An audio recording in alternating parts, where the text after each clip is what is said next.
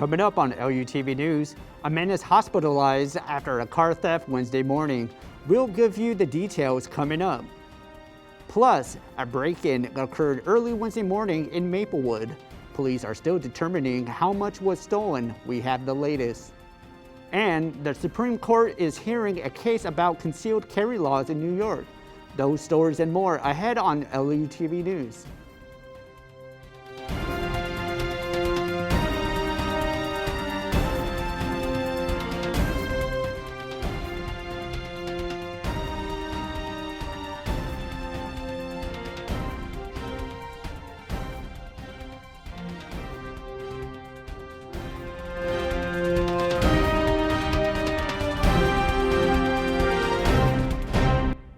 Welcome to this edition of LUTV News. I'm Andrew Cameron. 28 million children are now allowed to get the COVID vaccine. This as the Center of Disease Control gave their final approval to the Pfizer vaccine for kids 5 to 11 on Wednesday. Just in time too, Missouri just showed off their vaccination plan for the state. St. Louis County is prepared to begin administering vaccines as early as Saturday. Parents should keep an eye out for side effects including swelling of the lymph nodes, fatigue, chills, and fever. Vaccination sites will be available at most St. Louis area libraries and health department centers. A man was dragged by his own car during a car theft on Wednesday morning. Police say the theft took place near Bass Pro Drive and Interstate 70 in St. Charles. Nearby hotel employees say they saw a man holding onto his car and being dragged as the suspect drove off. Authorities say the man was taken to the hospital. His injuries are currently unknown. An investigation is underway after the Boost Mobile store in Maplewood was broken into early Wednesday morning. Investigators say the incident happened at the store on Manchester Road and Bellevue Avenue at 3 a.m. They say the thieves smashed the front window. The thieves left supplies scattered on the sidewalk. It's unclear how many items were stolen at the moment. The U.S. Environmental Protection Agency is investigating in Wentzville after a child was hospitalized for mercury poisoning. The child spilled a small vial of mercury while playing about 5 months ago. The EPA was contacted by the hospital and found elevated levels of mercury in the child's home on Saturday. They also found high levels of mercury in 2 other homes on Sunday. Those families are being relocated while their homes are being decontaminated. 6 schools in the Wentzville School District were not contaminated after testing. A suspended teenager's mother thinks her daughter's punishment for carrying mace is too harsh. Clara Holmes says security stopped her daughter at the door of Clyde C. Miller Career Academy and confiscated mace from her purse. Holmes says her daughter forgot to take it out of her bag. The school suspended her for 10 days as punishment. Some say that the punishment is too much. The St. Louis Public School website says mace is prohibited. The school district is standing by their decision to suspend the teen. The blood supply in Missouri has reached an emergency status. Red Cross officials say it is the lowest it's been in 10 years. The regional communications manager says when we have an emergency shortage, that means we have less than a day's supply. The shortage could prevent hospitals from conducting potentially life-saving procedures and surgeries. The Red Cross is asking donors to sign up for an appointment on their website or app or call 1-800-RED-CROSS. Straight ahead on LUTV News, the New Jersey governor's race is at a standstill with no clear winner. Hear more about that when we come back.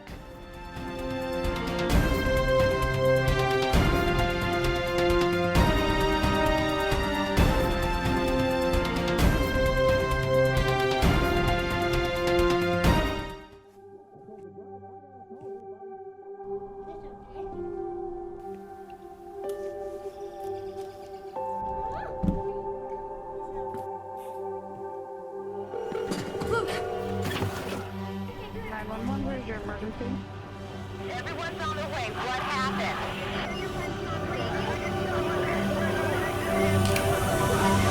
She's dead?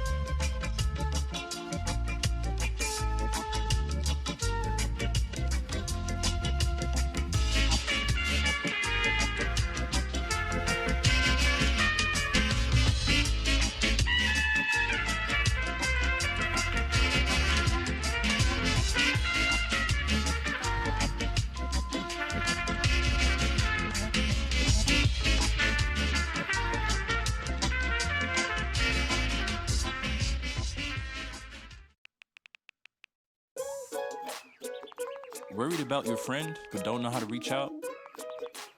You could say how are you or get a fake tattoo. You can ask with an app if it works for you. You could chat with them in VR. It's so good if you think you should check in. Yeah, you should. Whatever gets you talking. Reach out to a friend about their mental health. Whatever gets you talking. Learn how you can help at seizetheawkward.org. Virginia has a new face in the governor's seat as Republican nominee Glenn Youngkin won a tight race. Incumbent Governor Terry McAuliffe conceded on Wednesday when it became clear Youngkin won the race. Youngkin ran his campaign on principles such as taxes, crime, and holding public schools accountable to parents. Youngkin spoke Wednesday morning after his victory, putting some focus on his largest campaign talking point. We will invest the largest education budget in the history of the Commonwealth. We're going to invest in teachers, new facilities, special education. We're going to introduce choice within our public school system. Youngkin's victory prevents McAuliffe from becoming the first governor to serve consecutive terms in half a century. The New Jersey governor race is deadlocked on Wednesday. Democratic candidate Philip Murphy holds a slight lead over Republican candidate Jack Ciattarelli with about 88% of the vote in. About 500,000 voters mailed in their ballots, and it could take a week to count them. Both New Jersey senators are Democrats, and their legislature is blue as well. But a Democrat hasn't won re-election in the state since 1977.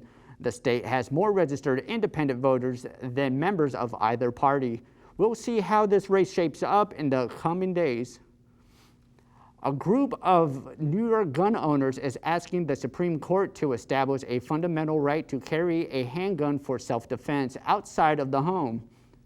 The case is on a New York law that requires someone to have a, quote, proper cause or a specific need to possess a firearm in a public place. All eyes will be on former President Trump's nominees Amy Coney Barrett and Brett Kavanaugh with their first judgment on a gun rights case. If the Supreme Court strikes New York down, it could affect laws in places like California, Hawaii, and many others. Nearly 24 people die when an apartment building under construction in Nigeria collapses. The Lagos State governor says rescue teams are continuing their search for missing people. The 21-story building collapsed on Monday. Media reports say authorities arrested the building owner due to having a building permit only allowing for a 15-story building.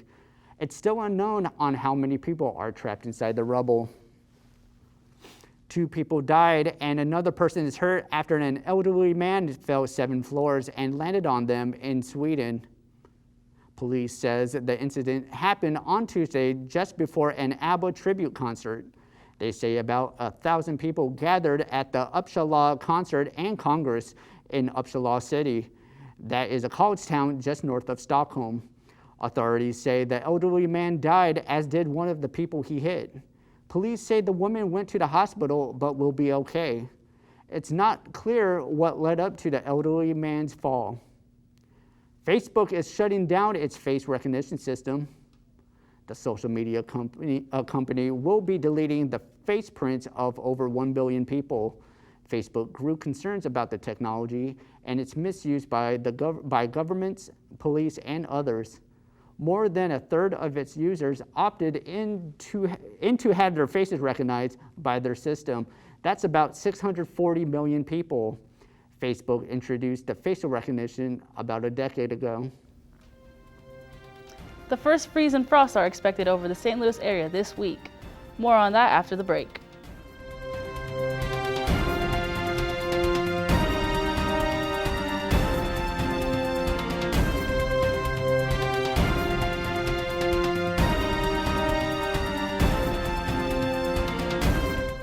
Last week, Brandon met a girl on a dating app. One day after work, he finally found the courage to ask her out. No answer. He started to panic. Was he being too pushy? Maybe it was too... Hey, sorry I didn't respond. I was driving. I would love to go on a date. How does tonight sound?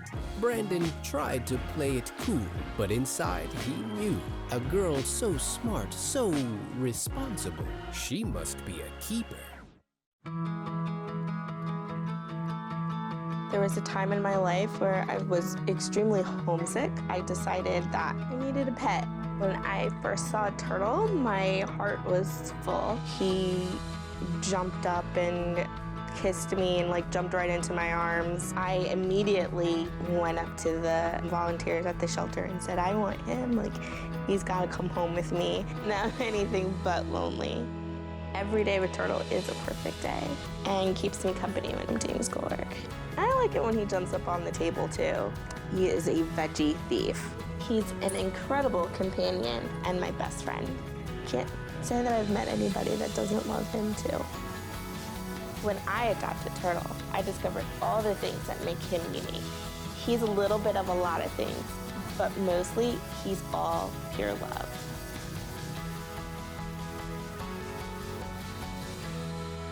You're home before sunrise, on top of the house, the kids, and our future. The smell of your cooking is our life. My Shiro's day is never done. So let's start saving a little more now so we can feel prepared for retirement. A free 3-minute online chat can give us the personalized tips we need so we can live our lives to the fullest. Visit aceyourretirement.org. November is that interesting month where various weather events occur, leaving us to question whether it's truly fall or if we've just skipped on over straight into winter. I'll tell you what, the first week of November welcomes us with cooler patterns here in the Midwest as cold fronts from the west move through the country, heading southeast, bringing in rain and cooler temperatures in these areas. Most of the St. Louis area woke up to the first freeze of the season early Wednesday morning as temperatures dropped to 30 degrees or below. In St. Charles and across the river in Maryland Heights, the sun is shining, but it's still a bit chilly with the temperature being 51. And in St. Louis, it's a bit much of the same, just being 1 degree cooler. The day ahead looks to be a mild one with light winds picking up later in the evening. Now jumping across over to the river back into O'Fallon and St. Peter's, it's 51 degrees. And taking a look at the week ahead, on Wednesday and Thursday, a few clouds will be lingering around for partly cloudy days with light winds blowing throughout the day. Heading into the weekend, we will look to expect clear, sunny skies accompanied with a little breeze pushing through. And on Saturday and Sunday, the temperatures will rise up to the 60s. Can I get a woo woo? Hold on to the clear skies while we have them as the clouds look to come back next week with the showers and cozy indoor weather. For LUTV News, I'm Selena Taliepa. The bloom of a rare flower attracted a big crowd at the San Diego Botanic Gardens. The Sumatran flower, nicknamed the corpse flower because it smells like a dead body. Entry tickets to see the flowers sold out immediately. About 5,000 people showed up to take pictures and witness the bloom. The corpse flower's bloom will only last 48 hours. In its peak, it releases an odor of rotting flesh to attract carrion beetles and flies during pollination. The Missouri Botanical Gardens corpse flower bloomed back in August. Self-driving car maker Nuro has secured a $600 million expansion. Nuro will get funding by several companies, including Google and Kroger, to continue the development of its self-driving vehicle delivery service. They have already made thousands of groceries deliveries with Kroger since 2018. The company recently announced a partnership with FedEx and Domino's in Houston. Nuro provides self-driving local delivery in Texas, Arizona, and California. The League of Legends World's Finals are just days away. Dongwon Gaming Kia will be facing Edward Gaming in a virtual gaming arena at 7 a.m. on November 6th. You can watch them on twitch.tv and law.esports.com. The Imagine Dragons, B. Miller, JID, Paris, and Denzel Curry performed live during the game's opening ceremonies. The themes this year are Burn It All Down and Riot X Arcane. Arcane is based on the series of the same name made by Riot Games. Arcane will be releasing on the 7th as a Netflix exclusive. The Blues have added a third player to their non-roster COVID protocol list. Find out who it is when we return.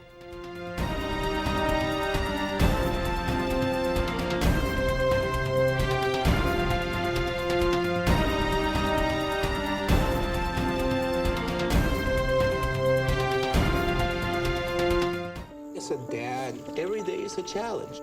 To make sure that the time that I have, I spend with them. It doesn't matter how tired you are, you have to try and to teach them. When they learn something new and you can just see in their faces, it's such an incredible moment. It's those moments that are my favorite.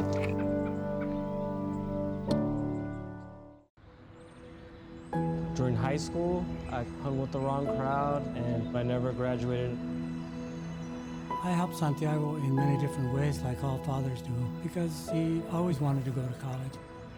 I felt a little embarrassed to come back to school, but eventually, once I came here, I knew that it's for a bigger goal. He was very dedicated, hardworking. He connected with his teachers, he connected with other students. That was one of the key reasons why he was able to keep forging ahead. It was amazing to see him graduate. This was one thing that meant so much to him, and of course, it meant so much to us too. With the help of my father and having my son, that was all the motivation that I needed. That support is everything. Find free adult education classes near you at finishyourdiploma.org.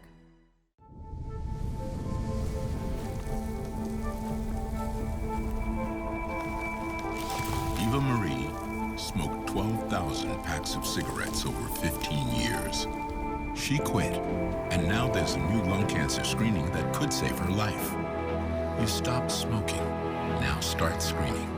No matter how much you smoked, early detection could save you. Talk to your doctor or learn more at savedbythescan.org. COVID-19 steals another Blues player from the ice this week, just before the Blues are set to face off against the Los Angeles Kings Wednesday night. Kyle Clifford was placed on the non-roster COVID protocol list on Tuesday. Clifford has played 2 games this season, recording 1 assist. Clifford joins the list along with captain Ryan O'Reilly and Ville Husso.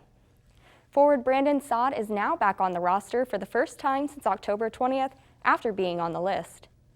The Blues have a long 2 days ahead of them, facing back-to-back games against the Los Angeles Kings Wednesday night and the San Jose Sharks on Thursday. The Blues look to improve their record of 6 wins and only 1 loss.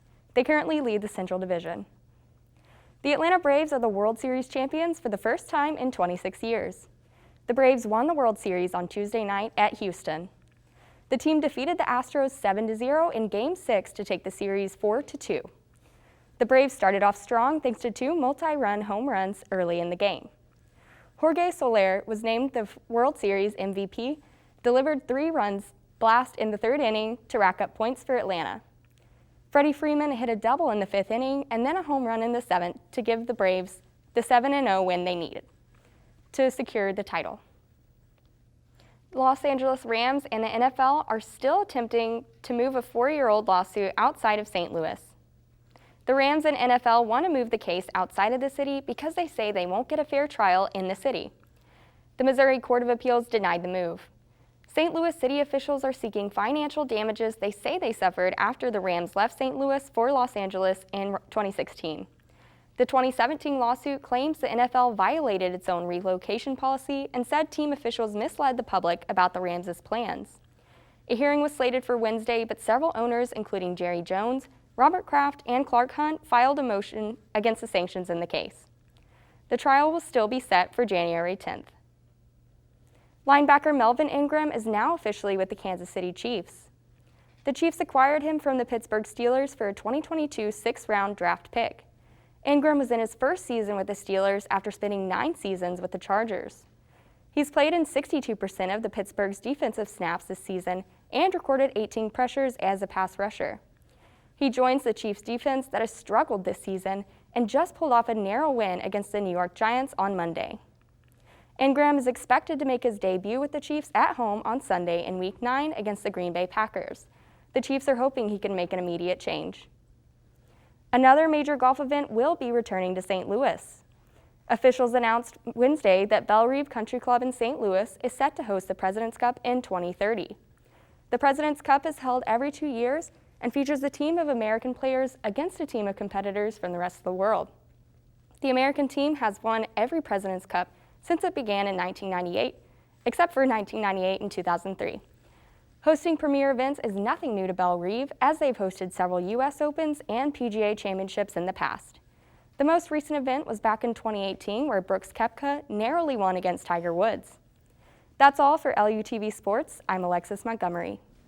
Las Vegas Raiders released their star player after he's involved in a fatal car wreck. Investigators say receiver Henry Ruggs was driving at 150 miles per hour and crashed into the back of a 23-year-old woman's car. Las Vegas police says Ruggs was intoxicated. The fire department says the woman died on the scene. Ruggs and his girlfriend were taken to the hospital in critical condition. Police say Ruggs will be charged with DUI resulting in death. Rapper NELLY celebrated his 47th birthday in style on Tuesday night. The St. Louis native took to the outside stage at Ballpark Village. The packed crowd was treated to past and present hits from NELLY's catalog. The birthday celebration kicks off NELLY's Little Bit of Music tour. That's it for this edition of LUTV News. I'm Andrew Cameron. Thanks for joining us.